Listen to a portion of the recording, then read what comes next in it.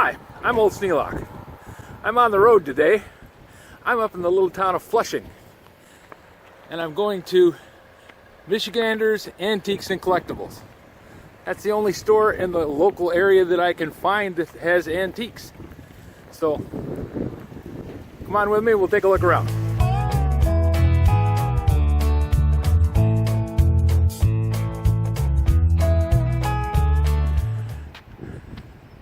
I'm in the little town of Flushing, going to MIchiganders, Antiques and Collectibles.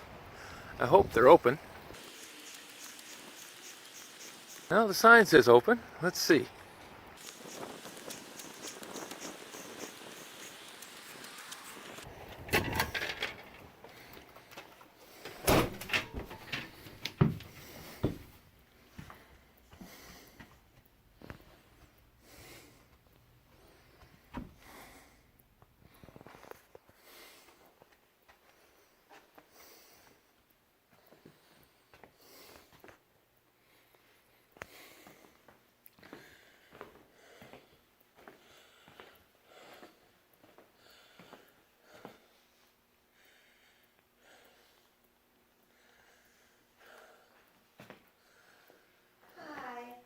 Hello. Do you have any questions? Sure.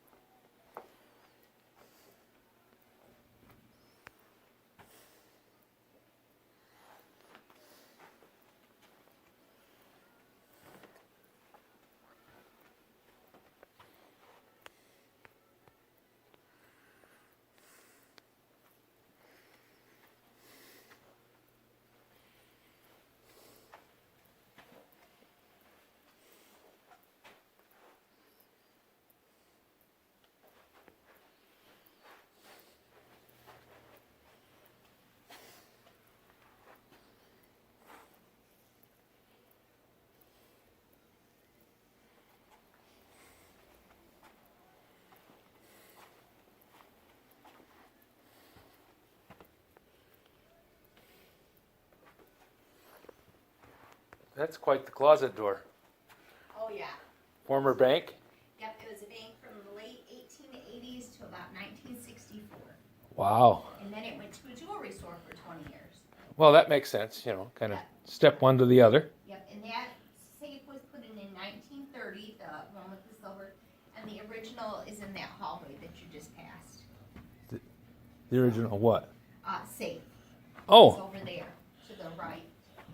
Oh, really? Yep, you'll see all the beautiful work on it. And Oh, yeah. yeah, That's the original safe, and then they put in the Mossler later. Yep. Wow. We don't do workmanship like that anymore. No, you don't. No. And then we have a third safe downstairs. Wow. Yes. They were serious about their safes. Well, they had Ma Barker and the gang driving around the country shooting places up. I suppose you needed something.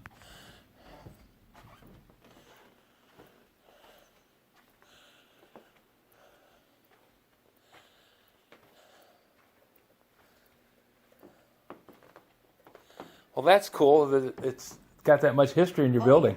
Yeah.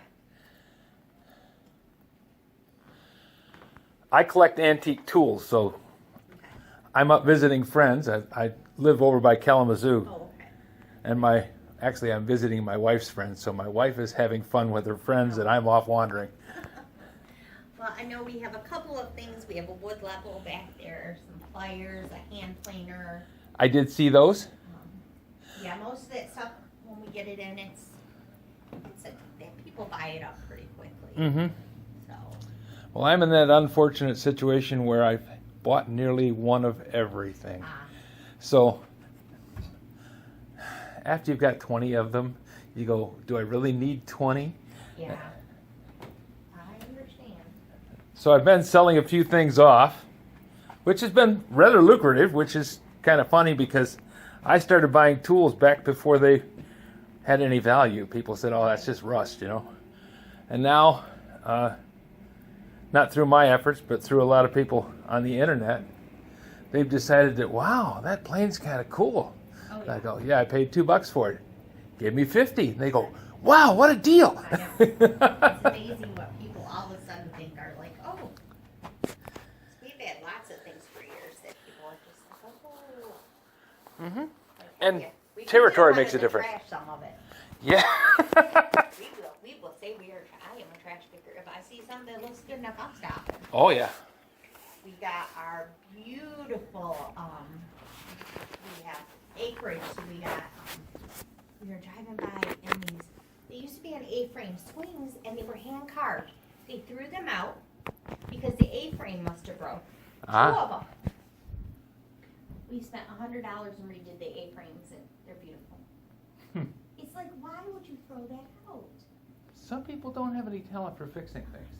I would have just called somebody and said, hey, you know. Yeah, they call their cousin, and their cousin says, "Us toss it. We don't want it." Yeah, Okay, away it goes. I'll pick it up every day. Yep, and Grandpa's collection goes into the auction bin, and somebody buys a box of it for $1. Yeah. Bathtub legs. Yes. There's a guy down in Kalamazoo, Heritage. Yeah, the salvage place that has. Yep. Yep. He sells those by the bushel load. Does he? We have sort of corbels out of here. Just all kinds of things. Mm-hmm. Doors are big, especially if they're wood and solid. So. Yep. Depends on where you're at and who's walking in the door. Yep. And that's what it all depends on. I have to tell our consigners that. Just because it ask a price on eBay doesn't mean it's worth it. Yep.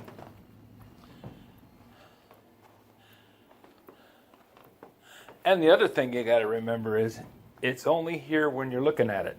Right. As soon as you turn your head, it could be gone. Well, yes, because I had a woman come in and she's like, well, if it sells, can you reorder it for me? Yeah. I'm like, no, dear, that's not how it works. We have a stockpile of lanterns out of the 1890s, and we try and keep at least 2 of every model. Yeah, every time, you know. Yeah. It was like, no, dear. Oh, well. And I thought it was funny. She was older than I was, so she should know better. But, teach their own. Yep. That's what makes the world go round. Is there another store in town similar to you? There's not. We are it. Okay. You have rustic seasons, but it is pillows and farmhouse stuff, but it's stuff that's they order bulk and bring in, so you're not gonna find. But it's still a cool store. nothing like us here. Your next would be all the way to Bertrand. There's about 20 minutes. So that would be a drive. And, Oh, I drove up here from yeah. Grand Blanc, so. Yeah, you would go up to the Bertrand exit, turn right towards Frankenmuth, and then instead of turning left towards Frankenmuth, there's a couple of antique stores on the right. They're pretty nice. A big one is out in Colette's, that's Davison. Durand has got one. They're just not, they're really far spaced here. They're really thick over by Kalamazoo. I know. We go and we go to some of the bigger ones, and but that's why when we did our research, we were within probably 20, 25 miles before you get to another one. So Yeah. we are cornered here if people are. And your ad on Google is pretty good too, because you're the best. It says you're the best. So Yeah. Well, we're the only one in town is what we should say. no, never say that. You're the best in town. Yeah. Okay. And we thought of opening another one, but we've been open less than a year, so we might think about it because there's a building or two for sale. So It never hurts to have the building if you can use it in the meantime. Yes. But quite often, I've been doing this for a long time, and quite often they expand really fast, and then the market goes yeah, down and for that's just why a second. We're looking at a building right now, and there's tenants in it, and we're going to let them stay Yeah. because it makes sense at this point. Yep. But Real estate at is- least we would have the building. So Real if estate we is ever seldom a decide- bad buy. Yeah, so we're trying to negotiate with the owners right now. They've had it for gosh knows how many years, and they're sort of stuck on a price that's not realistic. But Well, well, things will go down here pretty quickly. I know that's what I'm thinking. Like, they wait too long. People with money in the bank are going to be really happy, and people who don't are going to be really sad. I know that's where my husband is taking our 19-year-old. He has withdrew $1,000 from his bank account to go buy silver. He's just gonna go buy silver and put it away. Yeah. He's like, I'm just gonna start that right now. So we're like, okay, whatever you want, bud. It would have been better to start buying silver 5 years ago. I know, but he's still. Yep, he's at the age where he gets to thinking about that. It's better to start when you can. Yeah, and then to wait another 10, 15 years. Yep. Well, I don't have silver or gold. I just have junk. So junk value goes up and down. Yeah. Fortunately, I don't need to do anything with that because I'm one of those lucky guys with money in the bank. Yeah, us too. So hey. Whatever works. Well, thank you very much for letting me look around, and you have a wonderful store. Thank you. And those vaults are really cool. Awesome.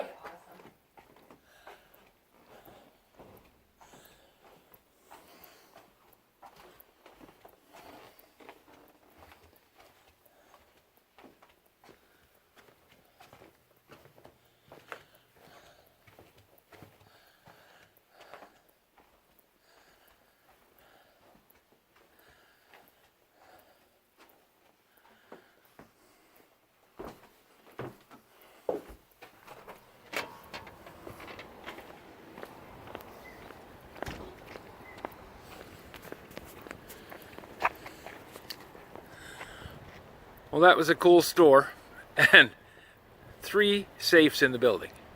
Former bank, then a jewelry store. Quite the deal. And like she says, they're the only one in town. Driving around Michigan, and if I can think of any place else to go, I'll stop at another store. If you have any suggestions for a new video, questions about today's video, or any of the other videos on the channel, just drop a note in the comments. You know I read them all.